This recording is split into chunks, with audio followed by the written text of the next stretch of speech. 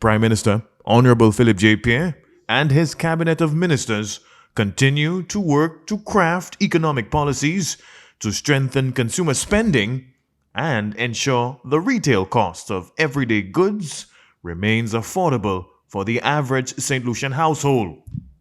Prime Minister Pierre, having secured approval from the House of Parliament, recently amended VAT legislation to reduce prices on select consumer goods by 12.5%. The Prime Minister's VAT amnesty included sanitary napkins and towels. In a significant step on the 96.19, Mr. Speaker, sanitary towels and napkins and similar articles of any materials, Mr. Speaker.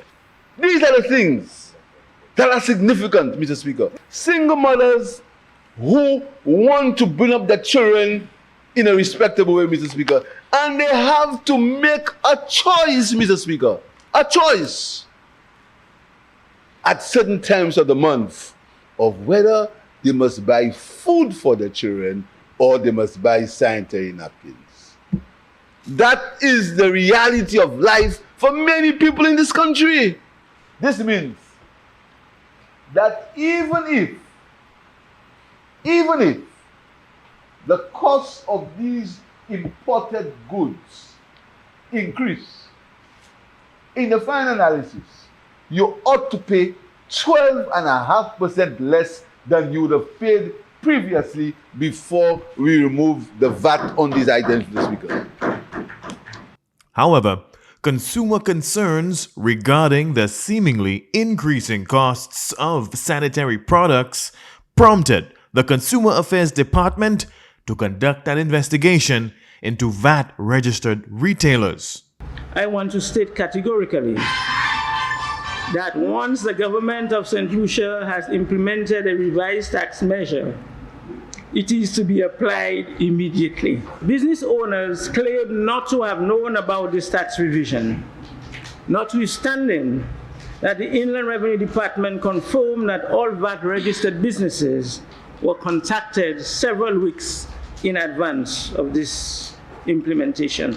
On September 12th, Minister for Commerce, Honorable Emma Hippolyte, disclosed the findings in Parliament.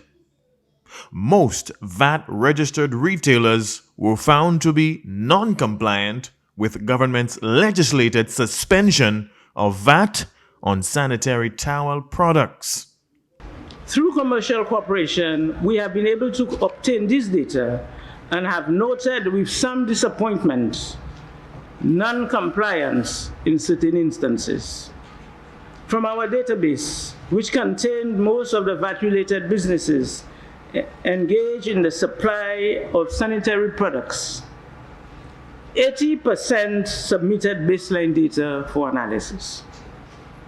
Out of that, only 25% are in compliance. The Commerce Minister urged compliance and appealed to the private sector and Chamber of Commerce lobby to cooperate with the government. That even among the compliant businesses, the full 12.5% reduction has not been passed on to the consumer. Based on data extrapolated from the analysis conducted by our department, markups on sanitary products range from a whopping 90% to 155%, Mr. Speaker.